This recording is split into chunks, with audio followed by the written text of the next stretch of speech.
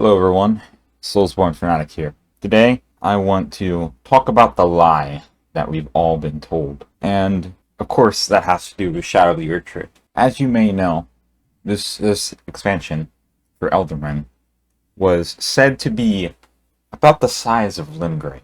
And, obviously that was an outright lie. We have all been deceived.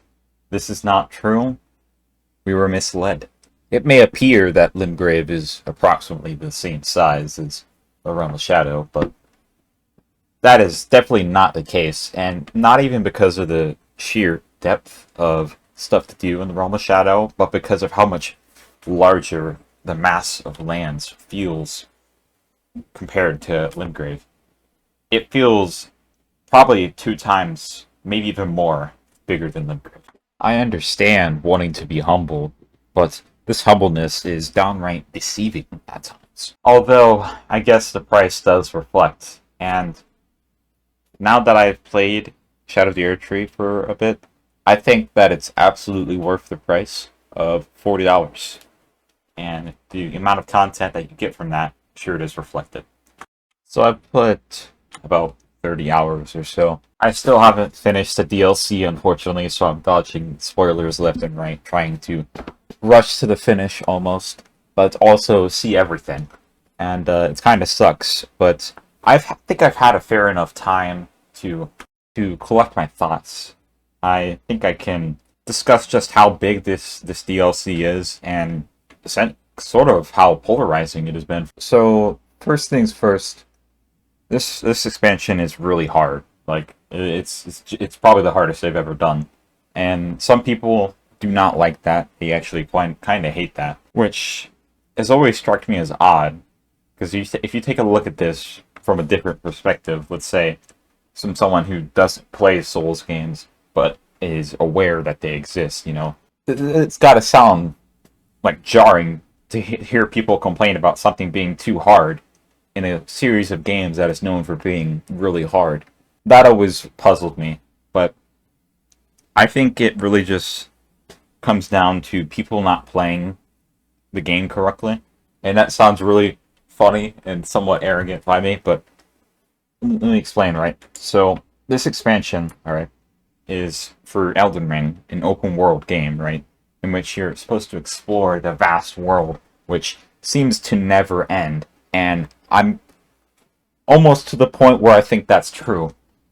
But this expansion, they want you to explore and find these fragments, these Shadow Tree blessings, to make you take less damage and do more damage.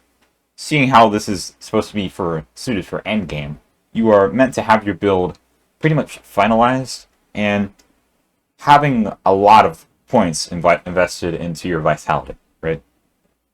So with that in mind, you can't just go around expecting to destroy everything in your path and face no pushback at all. I just don't understand what gave everyone that impression. I'm not going to try and say that this expansion is easy. I've had a lot of trouble with it, but I simply took a step back and went to go look around and perhaps get a bit stronger, There's also several options to mitigate that said difficulty with the new ashes, and you have another upgrade system that allows you to power up said ashes. The amount of options that you have to make this very difficult DLC manageable is honestly insane. If you remember the discourse from when Elden Ring first released, or rather like a month or two, maybe even longer than that actually, when everyone started putting out videos complaining about how the bosses were designed and how the movesets are perhaps a step or two too far. Especially with Melania, if you remember that one. The combos that they can do, the amount and the length of said combos, and how they find it really difficult to find openings. So, the thing about Elden Ring is it's very different in how you fight bosses from Dark Souls or Sekiro, right? You don't have these openings in the same way that you do in those games. you have to find these openings as the boss is attacking. For example, during the Mesmer boss fight, he has these long wind-up attacks, right? Where it's about like what, a 2-3 second delay, maybe a little bit less, in which you can get an R1 while dodging off. While dodging, you can get about like 3 R1s in while he's doing that attack. And that's not the only time that you can use that throughout the boss fight. They want you to look for different ways to engage, doing jumping attacks, while jumping over different attacks. Another boss, this is a secret boss. If you haven't beaten the DLC, I would advise to skip past this part of the video to this timestamp right here. This boss is called the Putrients, I think. He's a Putrients Knight. This boss is where you find in a secret zone where the Mikula sign is.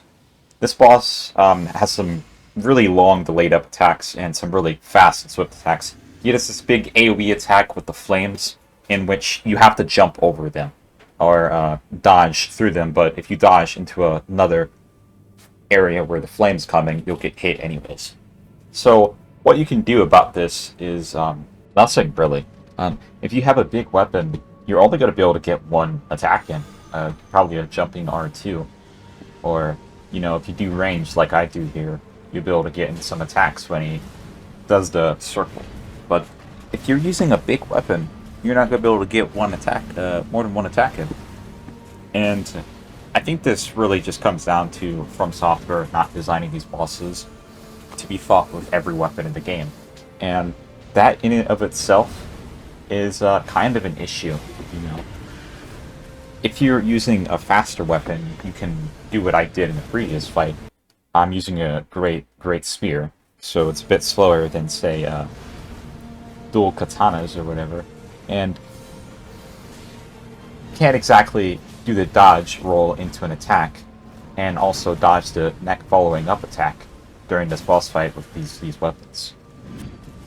So you take the trade-off of having a slower weapon that's bigger, that does more damage, but you can only get one hit in, or a smaller weapon in which you can get much more hits in, probably 3 to 4, or dodge, attack, dodge, attack, dodge, attack. And that appears to be the case, and some people don't like that. I don't really know what to think, really, except it's perfectly imperfect. The game gives you other options to engage with these bosses, Spirit Ashes, and the ranged attacks, especially with all the consumables that they added. And I think that's what you gotta do for looking for more windows, and some people don't like the idea of having to summon to get more attacks in, but that's just how the game is designed. The boss is going to be very aggressive, it's going to try to stop you from healing, and I think that's a good thing. I do not think that a boss should enter this neutral state in which people love to talk about how, in the past, Dark Souls bosses would do 1-2 attacks and then they just stand there. I don't think we should have this designed into our game so it can be easier or fair.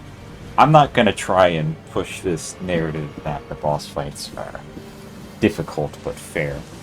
I think I could probably say difficult but mostly fair. It would be a lie to say that it's fair all the time.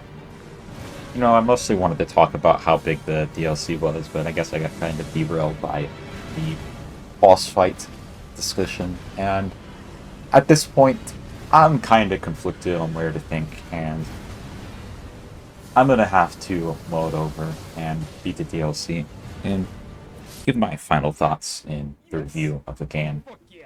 But until then, I definitely see both sides of this argument being laid down, and tell me what you think in the comment section below.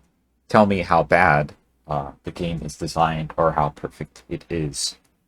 Do not post any spoilers. And anyone that is reading the comments, I would watch out for those.